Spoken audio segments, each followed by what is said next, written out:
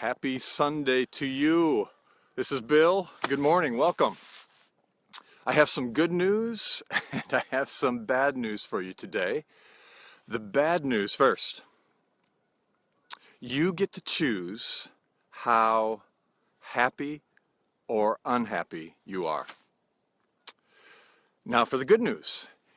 You get to choose how happy or unhappy you are. So many Christians I know live kind of the Eeyore life. You know, oh, good morning. Yeah, there's snow on the ground. I guess I have to be happy. And it's kind of this attitude of when we get up in the morning, many of us either say, oh, good morning, God, yes. Or we look around and we say, oh, good God, it's morning. And the verse that we've been looking at gets at some of the secrets for God's will for our life and how to live in love, joy, and appreciation. In fact, I'm going to tell you a story here in a moment, but the verse, 1 Thessalonians 5:16-18, be joyful always, pray continually, give thanks in all circumstances, for this is God's will for you. Looking at my timer here, setting my timer so I don't go way over. This is God's will for you in Christ Jesus.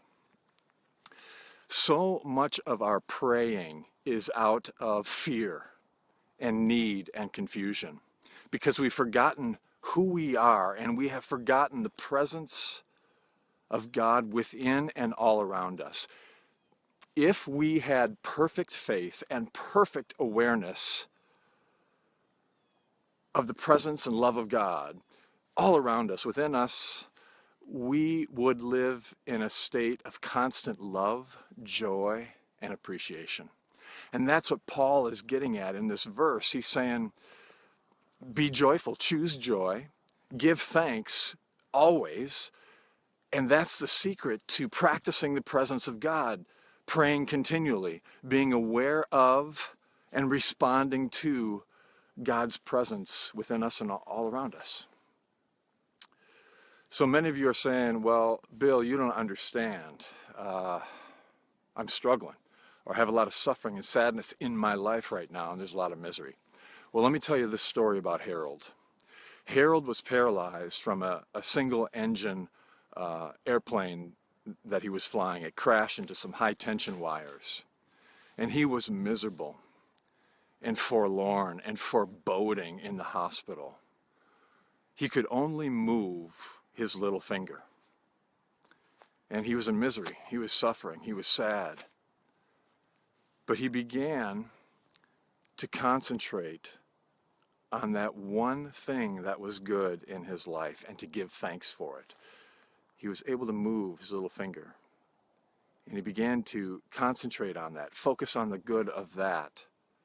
And he was able to communicate with his family and say yes and no. He was able to communicate the alphabet with that finger as well at some point.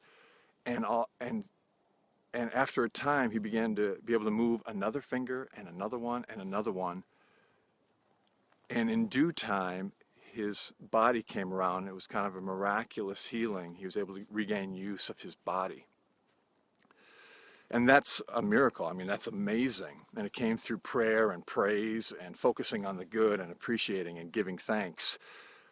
But he recounts that what was even more amazing was not just the healing of his body, but the healing of his spirit when he focused on what was good and gave thanks for it. That's one of the secrets, isn't it?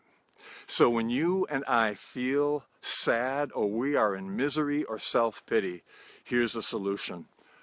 Ferocious gratitude, to go on a rampage of appreciation. And in the Jewish tradition, there's a thing called 100 blessings, where when you wake up until you go to bed, you're looking for blessings over and over again. There's a phrase I read one time that talks about 1,001 things went right today. And one of the practices that I've been doing is saying thank you 1,000 times a day. I mean, that's kind of a metaphor, but I'm constantly saying thank you. And if I was to say to you, there is a way that you can increase happiness in your life. Would you be interested in that? And it's a simple thing that you can do each and every day. And science has proven this now and proves that this technique makes people happier a week later, a month later, and even 6 months later. And what that technique is to look for and share 3 things each day that you're thankful for. Now, these can't be the same things each and every day. They have to be 3 unique things each day. But to say thanks for that. So I want to invite you to do that this week going into Thanksgiving. And use this Facebook post, or I would love if you'd go up to my blog, and I'm going to take the challenge for the next 7 days and share 3 unique things I'm thankful for, and I want to invite you to do the same. So join me on that journey, will you? Let me know. And some people say, well, this is awfully focused on individual happiness and joy. Yeah, that's right. In a lot of ways, I think it is. But here's the truth, I think. Happy people make helpful people. And I know this from experience with struggling with sadness and misery in my life and depression. If you are miserable, you are no good to anybody, including yourself. So this verse that Paul is sharing is a way for people to come alive. Be joyful. Pray continually. Remember the presence and love of God around all the time. Give thanks always. Not for circumstances, right? That's ridiculous. But in all circumstances, we can always find something to be thankful for. And this can change our lives.